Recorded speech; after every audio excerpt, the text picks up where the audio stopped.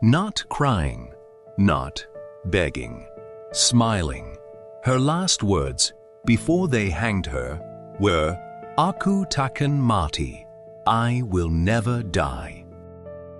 This is the story of Mona Fandey, and it is the most chilling case Malaysia has ever seen.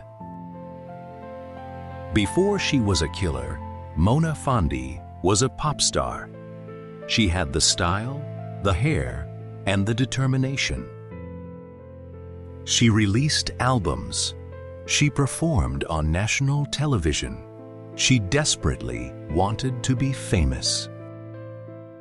But Malaysia moved on, and Mona was started to be forgotten. So she reinvented herself.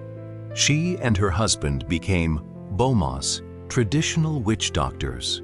Belief in the powers of witchcraft is not uncommon among superstitious Malays, and they were able to attract a high-class clientele, which included politicians. One of those politicians was Datuk Mazlan Idris, a state assemblyman from Pahang, educated in the United States, ambitious, hungry for power. Mona hatched a plan to hoodwink Mazlan into believing she had mystic powers of making his political career highly successful and the ability to become invincible. She told him she had helped other powerful men before him. She promised him a magic ritual that would make him untouchable. Mazlan believed her. He paid 500,000 Malaysian ringgits as a down payment and several land titles as surety for the rest of the payment. The total promised 2.5 million Malaysian ringgits.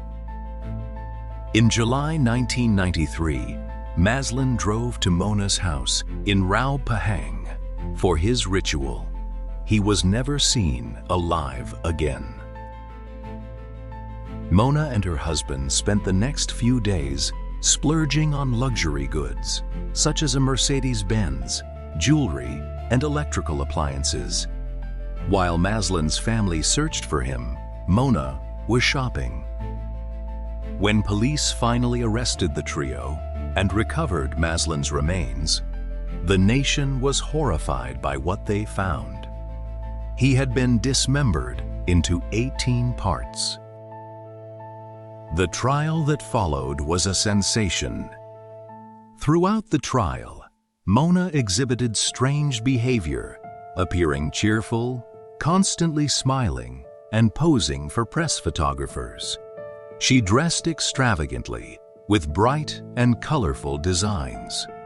She also remarked, "Looks like I have many fans." Mona Fandey, her husband, and their assistant were sentenced to death in 1995. They appealed for years. Every appeal failed. On the 2nd of November 2001, all three were executed by hanging at Kajang prison. And true to who she was, until the very end, Mona walked in smiling and said she would never die.